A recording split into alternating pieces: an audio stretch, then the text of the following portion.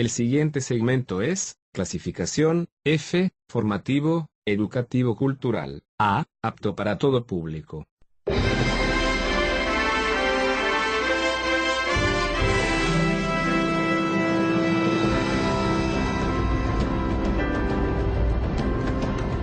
Bienvenidos a Sabiduría para el Corazón. El doctor Stephen David, pastor de la Iglesia Colonial y presidente del Seminario Teológico Shepherds, nos invita a conocer más de la Palabra de Dios. Con Biblia en mano, acompáñenos en el estudio de hoy.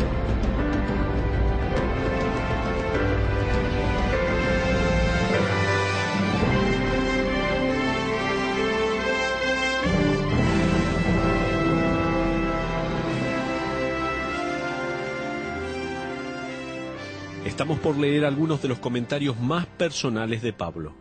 Comentarios que salen directamente de su corazón. Él era un hombre con una obsesión santa. Una de las obsesiones que vimos en el último programa fue la obsesión por llevar una vida santa. Descubrimos que en nuestra búsqueda por una vida santa debemos hacer 3 rechazos vehementes. Debemos rechazar la pereza, no solo aprender de la palabra, sino ponerla en práctica, decíamos, y también rechazar la apatía. Desafiarnos los unos a los otros en este viaje de fe que es la vida cristiana. Ahora, sigamos avanzando, vamos un poco más adelante. Vamos a ver a Pablo el predicador, no solo el maestro, no solo el profesor maravilloso, sino el predicador. Fíjese nuevamente en Romanos 15, versículos 15 y 16. Dice la Biblia: «Os he escrito por la gracia que de Dios me es dada para ser ministro de Jesucristo a los gentiles». La tarea de Pablo era ser maestro. La jurisdicción de Pablo era de ser predicador a los gentiles. Pablo recibió la responsabilidad especial de los gentiles. En Gálatas 2, 10 y 11 leemos que Pedro le predicaba más específicamente a los judíos y Pablo a los gentiles. El que más influenció a esta nueva entidad, o sea, la Iglesia de Cristo, fue Pablo, no Pedro. Poco después de la conversión de Pablo en el camino a Damasco, el Señor le dijo a Ananías en una visión: «Ve, porque instrumento escogido me es este para llevar mi nombre en presencia de los gentiles y de reyes y de los hijos de Israel». Eso dice Hechos 9:15. En el primer capítulo de Romanos, Pablo revela que Dios lo ha puesto como apóstol. Dice Romanos 1:5, ¿se acuerda? Para la obediencia a la fe en todas las naciones por amor de su nombre. Bien podemos decir que los gentiles eran la jurisdicción principal de la predicación de Pablo. Fíjese que Pablo no dice en Romanos 15 que ha sido establecido como elemento primario de Cristo a causa de su inteligencia o su habilidad como orador, o por su trasfondo en la ley o por su personalidad. Pablo directamente asocia su oficio de predicador con el hecho de que él es el recipiente de la gracia de Dios. La gracia de Dios no solo lo ha redimido, sino que también lo ha nombrado apóstol y predicador. Quizás esta sea la razón por la que Pablo no muestra sus credenciales como apóstol de la iglesia en Roma. Él no dice: «Escuchen, yo no solo soy un predicador, soy un apóstol también».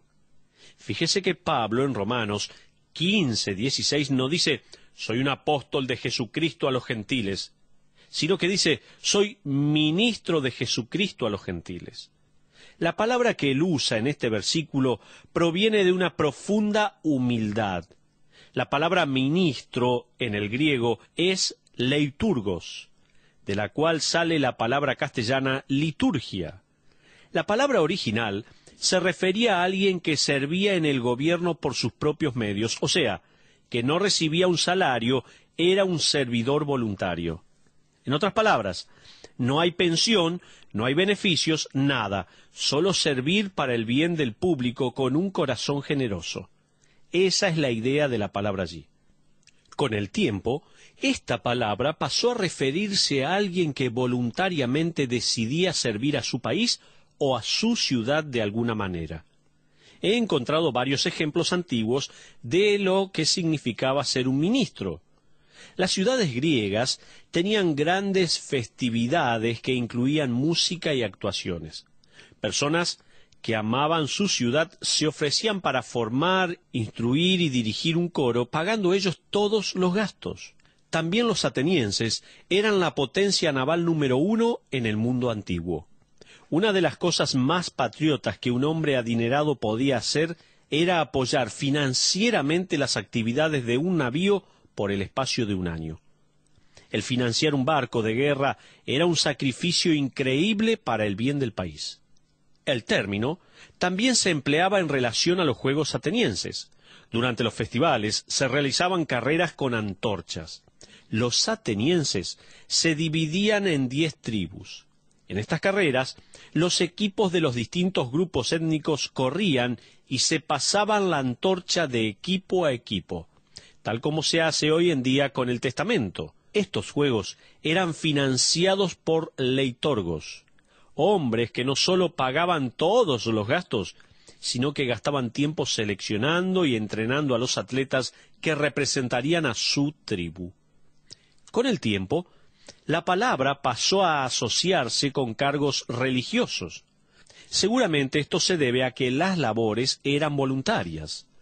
De allí salió la palabra ministro, que era una referencia a alguien que se encargaba de las liturgias en la iglesia. Pablo está anunciando que él se ve a sí mismo tan lleno de la gracia de Dios que por causa de su familia, su nueva tribu, su nuevo país, sin importar el costo, él está decidido a sacrificarlo todo para ganar la carrera. Él está dispuesto a entrenar a la iglesia aun si esto le costara la vida. Al igual que otros médicos con mucha experiencia, el doctor Evan Kane estaba preocupado por una faceta en particular de la medicina: el uso de anestesia en intervenciones quirúrgicas. El doctor Kane creía que la mayoría de las operaciones se podían y se debían realizar con anestesia local, ya que en su opinión los peligros de la anestesia general eran más grandes que la operación en sí.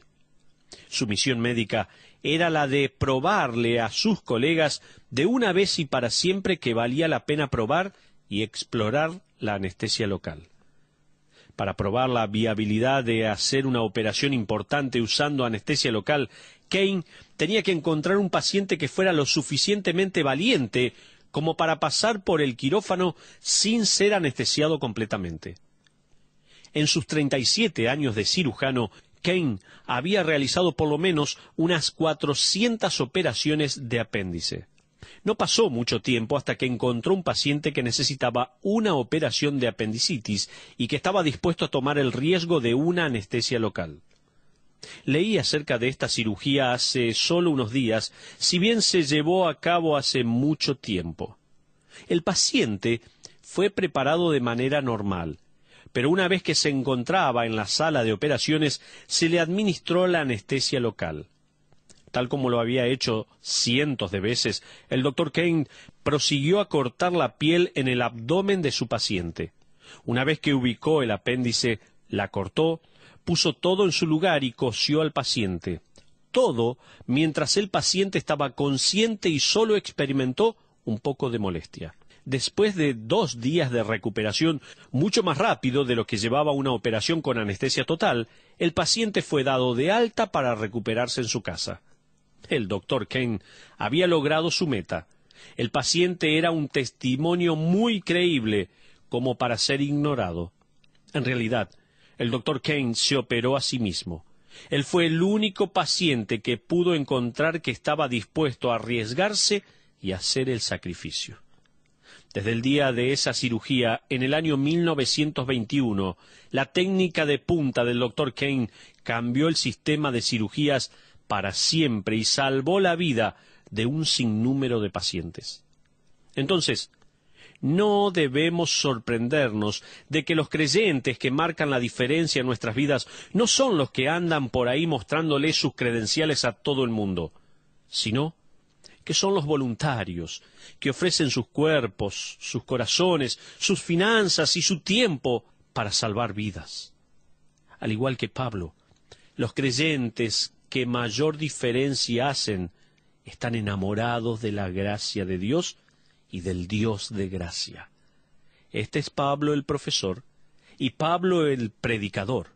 Ahora tenemos un rol más para ver. Pablo el sacerdote. Veamos el rol de sacerdote de Pablo. Pablo como profesor fue motivado claramente por la gracia. Como predicador entregó el mensaje de gracia. Ahora como sacerdote estaba involucrado en el milagro de la gracia.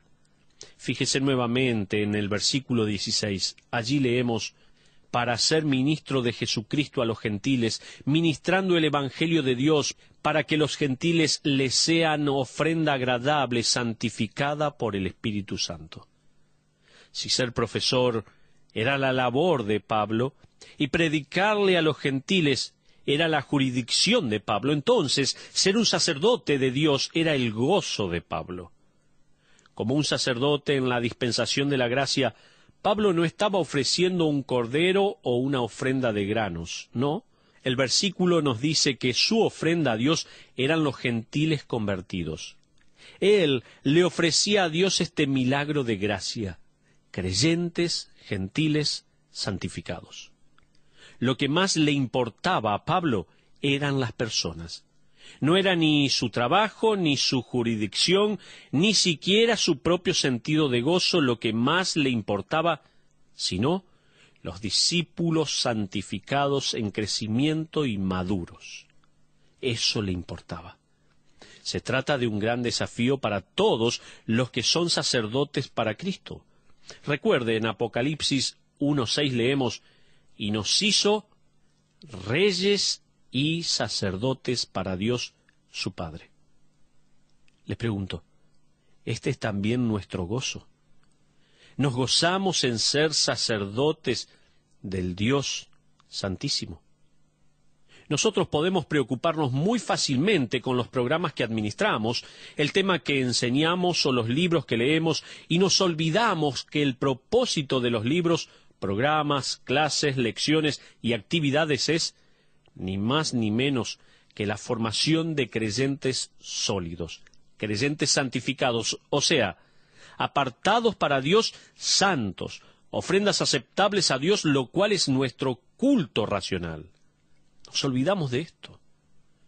Pablo se vio a sí mismo vestido, por decirlo así, con las vestiduras de un sacerdote, si bien estaba involucrado en viajar por el mundo a pie, sufriendo peligros y amenazas. Pero, ¿cómo? Él se vio a sí mismo vestido con un manto sacerdotal, en el lugar santísimo, elevando las almas de los hombres como un perfume grato para el Dios Todopoderoso. Esto produjo que lo que sucedía a diario pasara a ser santo. O sea, toda la vida era una gran liturgia. Pablo fue alcanzado por la gracia de Dios, sirviendo con gracia al pueblo de Dios para la gloria de Dios. Si nosotros pudiéramos ver nuestro servicio de esta manera, entonces nuestras vidas estarían llenas de esa misma obsesión, una obsesión santa. Un pastel horneado para un vecino pasaría a ser una ofrenda a Dios. El demostrarle amor a un niño, un acto de alabanza. Un empleado tratado con dignidad pasa a ser una alabanza. El compartir el Evangelio con un incrédulo pasa a ser una ofrenda dulce a Dios. Una clase de escuela dominical pasa a ser un lugar santo en el que se habla de cosas sagradas. ¿Cómo cambiaría nuestro servicio al Señor, no? Sería muy diferente. Este es el punto de vista sagrado de la vida. Esto es haber sido abrazados por la gracia, esto es la obsesión santa. El creyente tiene que hacer este compromiso a Cristo, el hacer la voluntad de Dios, nada menos, nada más, ninguna otra cosa. Esto es vivir con una obsesión sagrada, buscando la santidad sin reservas, sin mirar atrás. Y este es el desafío que le dejo para que usted comience a hacer lo que Dios nos manda hacer. Sea un ministro de Dios entregando todo lo que tiene para servir a nuestro gran Dios. Muchas gracias por acompañarnos en el estudio de hoy. BBN y el pastor Stephen Davey lo invitamos a nuestra próxima audición, donde encontraremos más sabiduría para el corazón. Esta fue una producción de BBN.